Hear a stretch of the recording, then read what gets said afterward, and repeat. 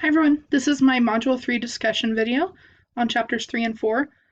Um, so we've been asked to uh, choose a couple theories that we like, a couple theories that we dislike.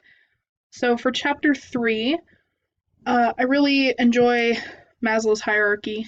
I've been learning about that since I was in probably 8th grade. It was something that we started out with very simple discussions about it, and obviously the discussion has grown since then. Sorry, I have the textbook in front of me. I'm just going to flip to it. So, uh, Maslow's hierarchy is composed of 5 levels in this pyramid. Uh, the base level, or the things that we take care of, the needs that we take care of first, are physiological. Next is safety. Next is love and belonging. Then esteem. And then finally self actualization. A lot of motivation theories like this involve self actualization being the least important need or the hardest to accomplish. Uh, so I think this theory really helps us understand what motivates people, not just at work but in day to day life. Um, for example, food and water. That is one thing that we always know that we have to have every day. Something that, oh my gosh, I didn't bring my lunch. Better go get something, whatever. Um, and then security, family, which is under the safety section of the pyramid.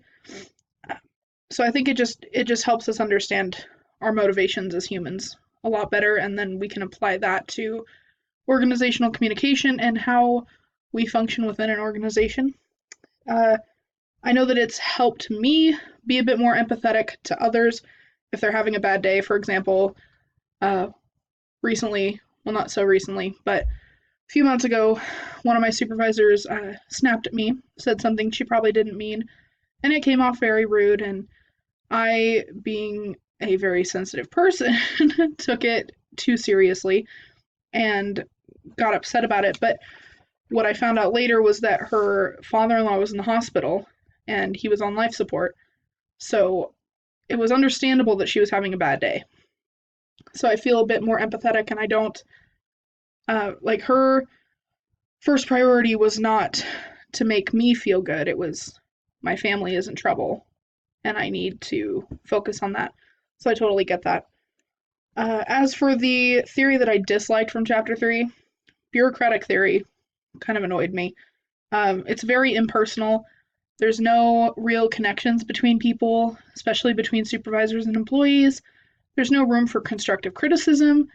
It's just very, um, very disconnected and disassociated.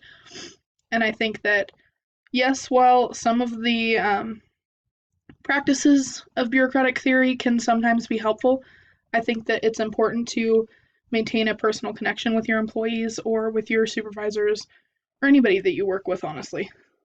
So for chapter 4, I really enjoyed the interpretive approach.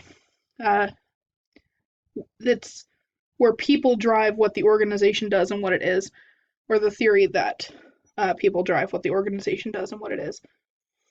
Um, I think it helps us understand the importance of who works in an organization and like who you hire if you're in that position, and the type of person that you want to be working in that organization. Because ultimately, if you believe in that theory, you know that you affect the organization just as much as everybody else.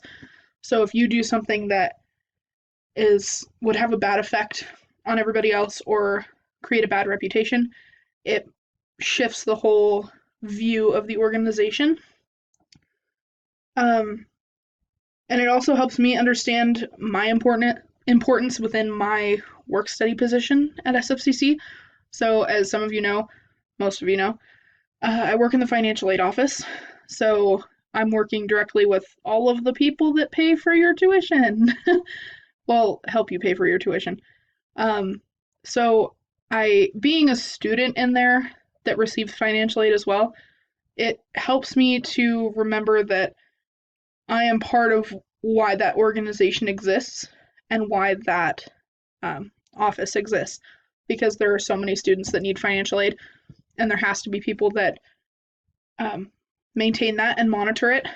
And so working in the financial aid office, it's really kind of a full circle thing where I depend on them, they depend on me, and we all ultimately form what that office is. So for my dislike for chapter 4, structuration, if I'm saying that wrong, I apologize. Structuration theory, very confusing to me. Um, as I noted in the live session, it definitely gave me a bit of a headache. Uh, so I think the aspect of behaviors defining an organization rather than departments or people is not something that my brain is grasping right now.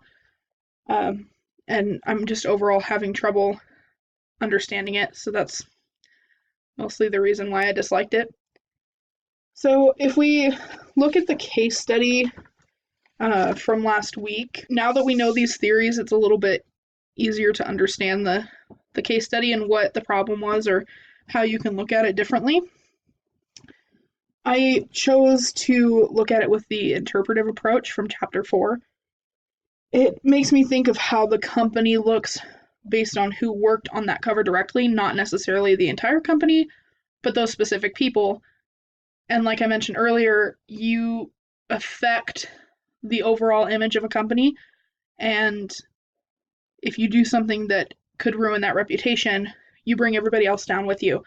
So when these people, whoever worked on the cover directly, they don't name names or anything, but we can assume that, there was somebody that put together the cover art, there's somebody that approved it, um, just all of that. They ultimately have dragged the magazine down with them because it may not have been um, the magazine or the company's intention to do something like that, but because these people had that intention and it kept going and it made it to print, it automatically makes them look worse, even if it wasn't necessarily the entire company's fault.